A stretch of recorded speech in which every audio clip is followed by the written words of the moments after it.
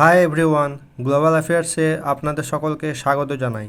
আশা করি সকলে খুবই ভালো আছেন। তো আজ আমরা একটা নতুন টপিক নিয়ে আলোচনা করব।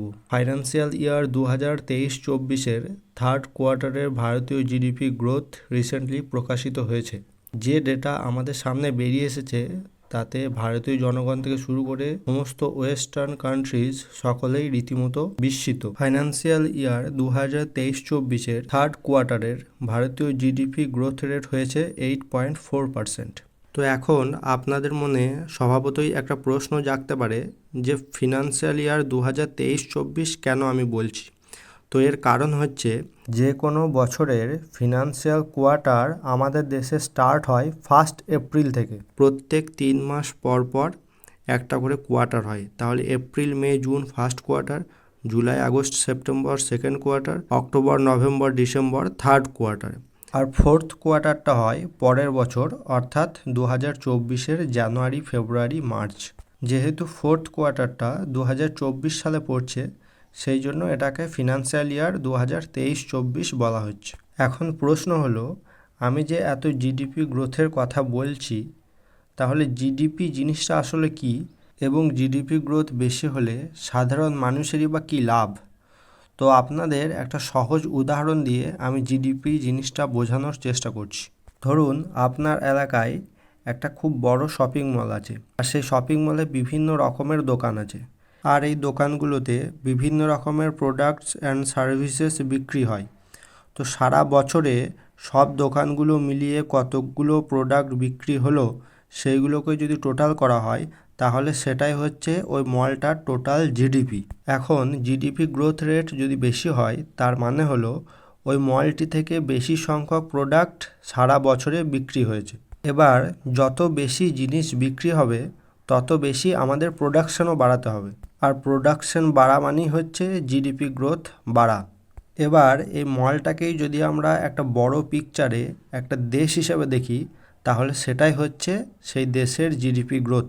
এখন কথা হচ্ছে, এতে সাধারণ মানুষের কী লাভ?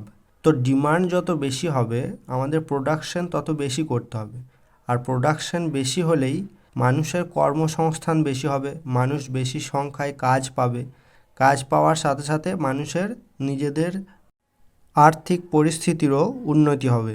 জাপান এবং ইউকের মতো আর্থিক সুপার পাওয়াররাও যখন এই মুহূর্তে রিসেশনে গেছে, তখন ভারতের এই রক সলিড ইকোনমিক গ্রোথ আইএমএফের প্রেডিকশনকেও হার মানিয়েছে। উদাহরণস্বরূপ আপনারা এখানে দেখতে পাচ্ছেন যে 2022 সালে জিডিপির যে র্যাঙ্কিং ছিল, সেখানে ইউনাইটেড স্টেট ছিল 1 নম্বরে, চায়না ছিল সেকেন্ড নম্বরে, জাপান ছিল 3 নম্বরে, জার্মানি ছিল 4 নম্বরে, ইন্ডিয়া ছিল 5 নম্বরে, আর ইউকে ছিল 6 নম্বরে। 2023 সালের যে র্যাঙ্কিং, সেখানে ইউনাইটেড স্টেট 1 নম্বরই ছিল, চায়না 2 নম্বরই ছিল, জার্মানি সেখানে 3 নম্বরে চলে গেছে। আগে কে ছিল? জাপান। তো জাপানের রিসেশনের জন্য জাপান চলে গেছে জার্মানির নিচে, কিন্তু ইন্ডিয়া 5 নম্বরেই আছে।